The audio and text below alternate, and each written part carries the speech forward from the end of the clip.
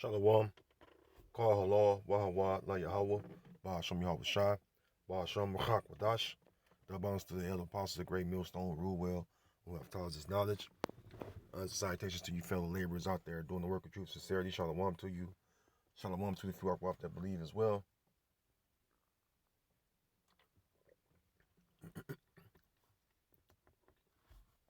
Celebrating the Tare. This video right here that's, when you do your research about this man they call Frederick Douglass, which, he's on the left of my screen, right by the Democracy Now! Sign. His dad was a Edomite slave owner, and what he did was, whether it was by consent or force, he had a child with a so-called black woman, a woman of Judah. And usually it was by force. Remember they were slaves. All right, this man's mother was a slave, and his dad was a slave owner. So, they like to act as though it doesn't matter, who you come from, which, it does matter who you come from. All right, this man's a straight up Tare. Now, in this video clip was a writing of his that James Earl Jones is reading. It's kind of on point, though, because it goes into the 4th of July, and basically, as you can see, it says, what to the slave is the 4th of July. All right. Which that's true. A lot of you tribes out there celebrate the 4th of July as if you're independent, Very foolish on your part. All right. And this guy, Frederick Douglass, like I said, he's a prime example of a Tare. All right. He's a straight up Tare. And you can read the history, all right, on Frederick Douglass. What does the slave owner have in common with the slaves? All right. Let's play a little bit of the video. In celebration of the 4th of July. Fellow citizens, pardon me, and allow me to ask, why am I called upon to speak here today? What have I, or those I represent, to do with your national independence? Are the great principles of political freedom and of natural justice embodied in that Declaration of Independence extended to us? And am I, therefore, called upon to bring our humble offering to the national altar and to confess their benefits and express devout gratitude for the blessings resulting from your independence to us? And the reason why he wrote this, that is because him having a so-called black mother, which was a slave, and being, treated, like Jake was being treated. But, you got to go into the historical facts about children that was born of slave owners by slave mothers. Excuse me, they had certain rights and they had certain things that they was allowed to do. And at a certain age, they would become free. All right? Because their fathers were slave owners. All right, so they really the seed of Esau. All right? But he celebrated as if, as if he's one of us. And he's not.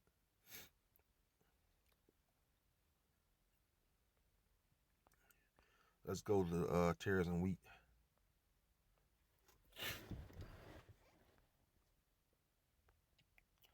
The book of Matthew. Excuse me. The book of Matthew. Well, we start up a bit. Matthew chapter 13 and starting at verse 24. Another parable put he forth unto them, saying, The kingdom of heaven is likened unto a man which sowed good seed in his field. But while men slept, his enemy came and sowed tares among the wheat and went his way. Yeah, you can say that especially during hardcore slavery. All right. Esau would have his way with you so-called Negro, so-called Latino, and so-called Native American women. You know, he would the so-called white man would rape you whenever he felt like it. You know, this is just actual facts. You know, he would have his way with women of Israel. All right, and there was nothing you could do about it. Even your husband, if you was a spouse or had a husband, there was nothing he could do about it. They show you in that movie. What was that? I know it was Birth of a Nation with this guy Nate Parker, and they had Gabrielle Union.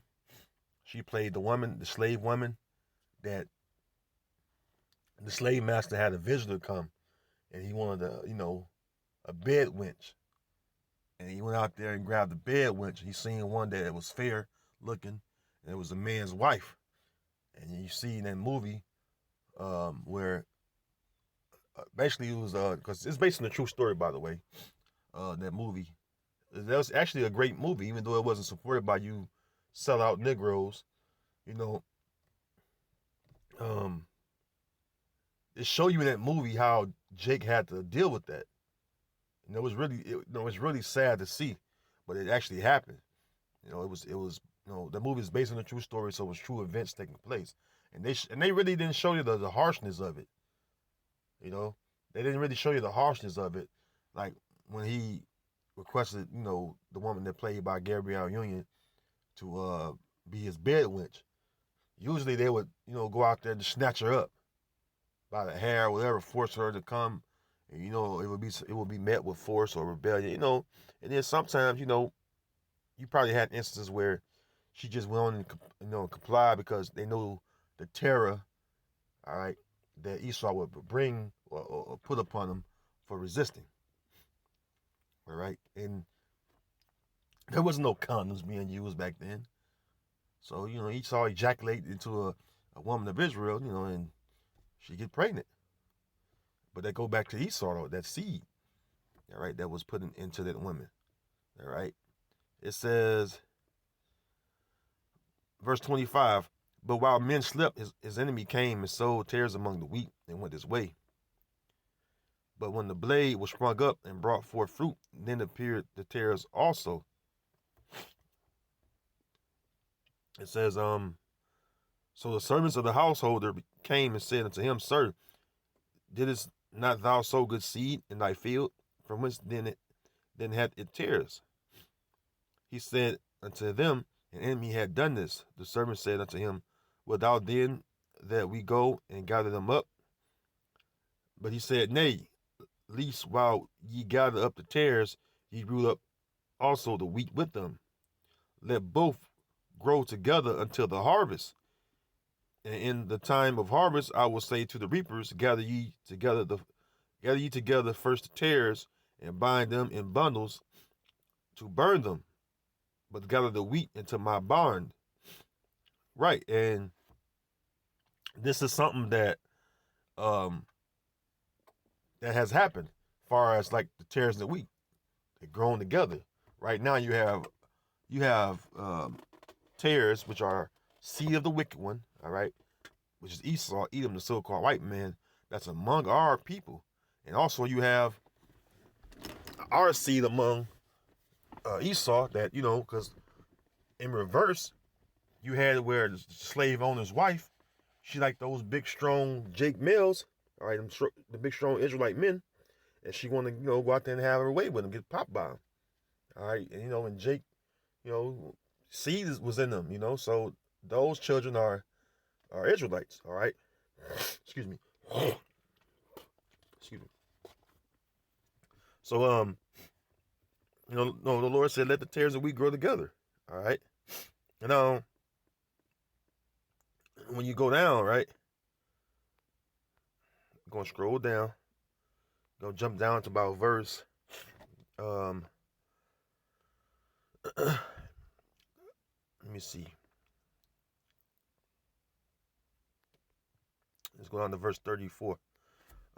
Jumping down to verse 34, it says, "All these things spake Yahushua unto the multitude in parables, and without a parable spake he not unto them, that it might be fulfilled which was spoken by the prophet, saying, I will open my mouth in parables, I will utter things which which have been kept secret from the foundation of the world. Then Yahushua sent the multitude away and went into the house.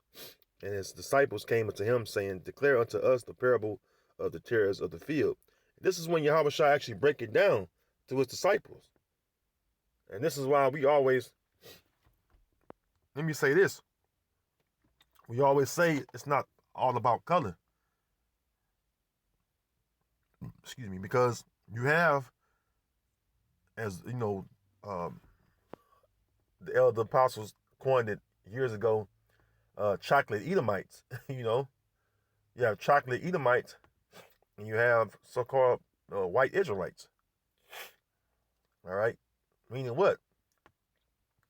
The seed goes back to Esau for the chocolate Edomites. Esau have a son with an Israelite woman, and then he have a son. That seed continue because the seed continues through the males. All right, let's go to that real quick. That's why you gotta understand genealogy. You gotta know how genealogy is passed. See, genealogy is passed through men. Numbers 1 and 18, and they assembled all the congregation together on the first day of the second month, and they declared their pedigrees after their families, by the house of their fathers, according to the number of the names, from 20 years old and upward by their polls. Yeah, the pedigrees mean bloodline. Let's get that. This is where most people get tripped up at. They don't understand a bloodline or genealogy.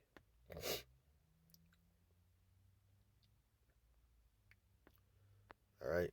They think, oh well, you mixed. Nah, not according to the Bible. Not according to the Bible.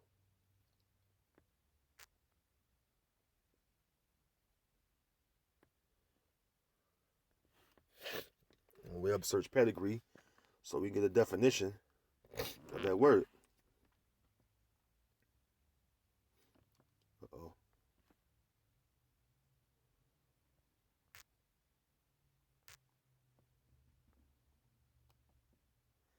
All right.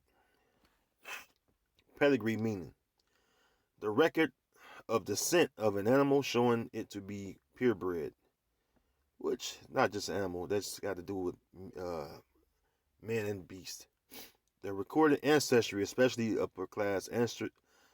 Hold on, slack. I got a little tongue tied. The recorded ancestry, especially upper class ancestry, of a person or family, with a pedigree equal to many of the gentry. It says similar ancestry, descent, lineage.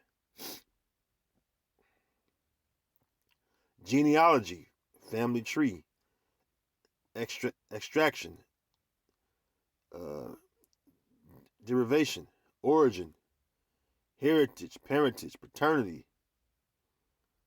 birth, family, dynasty, house, race, strain, stock, breed, blood, bloodline, history, background, roots, stemma. Uh-oh.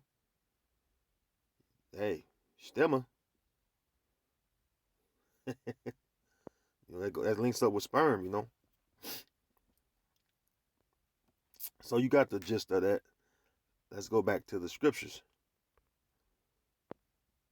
And that's why we always say it's important to know what man, if you know, of course, what man does this person go back to? And then, sometimes you just have to, know how to discern a person's spirit. Romans 8:16, the Spirit itself bear witness with our spirit that we are the children of the Most High. And what did Paul say? But rather try spirits to see whether they're of the Most High or not. So, hey, you have to just be able to discern a person's spirit, man. It's not all about color. Like I hear the elder apostles always mention about how they would say, not every Israelite going to look like John Shaft. I believe it was Apostle Gabar who quoted that. And it will make other Jakes mad. Which I understand, but the saying he said was true. All right, because you can grow an afro because you're dark doesn't mean that you an Israelite. Excuse me. And that's the true saying. And I just proved it because of what? Pedigree. So, back in Matthew 13, and I'm at 36, it says, Then Yahushua sent the multitude away and went into the house, and his disciples came unto him, saying, Declare unto us the parable of the tares of the field. He answered and said unto them, He that soweth the good seed is the Son of Man. The field is the world, the good seed are the children of the kingdom, but the tares are the children of the wicked one. And who's the wicked? Well, you got to go to Malachi 1:4 to understand who's the wicked. Well, we can start up a bit. Malachi, I started at 1. Malachi 1:1, the burden of the word of the Lord to Israel by Malachi. I have loved you, saith the Lord. Yet ye say, Wherein hast thou loved us? Was not Esau Jacob's brother? Saith the Lord. Yehovah Shem Yahushua. Yet I loved Jacob, and I hated Esau, and laid his mountains and his heritage waste for the dragons of the wilderness. Whereas Edom saith, We are impoverished, but we will return and build the desolate places. And remember, Esau is Edom. All right, Genesis 36:8. Esau is Edom. So anytime it says Esau and Edom, don't get it twisted. All right, it's the same person. Genesis 36:8. Thus dwelt Esau in Mount Seir. Esau is Edom. And these are the generations of Esau, the father of the Edomites in Mount Seir. So anytime it says Seir, you think that, well, who? Esau, Edom. All right, don't get it twisted. Same person, same man. All right, this whom the Heavenly Father hates. All right, Malachi 1:4. It says, Whereas Edom said, We are impoverished, but we will return and build the desolate places. Thus said the Lord of hosts, They shall build, but I will throw down, and they shall call them the border of wickedness, and the people against whom Yahweh had indignation forever. See? So, remember, the wicked ones, all right, the wicked one is Esau, Edom.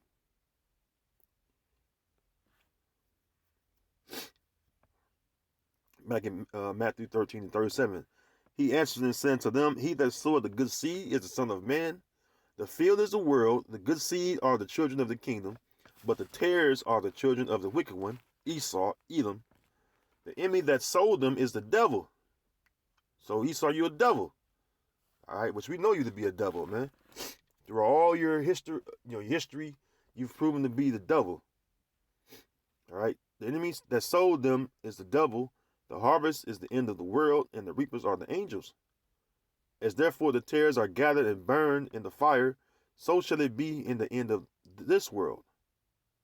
The Son of Man shall send forth his angels, and they shall gather out of his kingdom all things that offend and them which do iniquity. So, pretty much, that was the end of that parable. But, the tares are the seed or children of the wicked one. And they're going to be separated from the wheat, which are the children of the kingdom, the Israelites. All right? So, that's one thing when you look at Frederick Douglass if you don't know Frederick Douglass, who he is, you wouldn't understand. All right. Well, uh, the video went down, but anyways, if you don't know who Frederick Douglass is, you don't know his history. You can look it up. His dad being a slave owner. You won't know that about him. You would think he was one of us. This is the importance of looking up and doing your research. And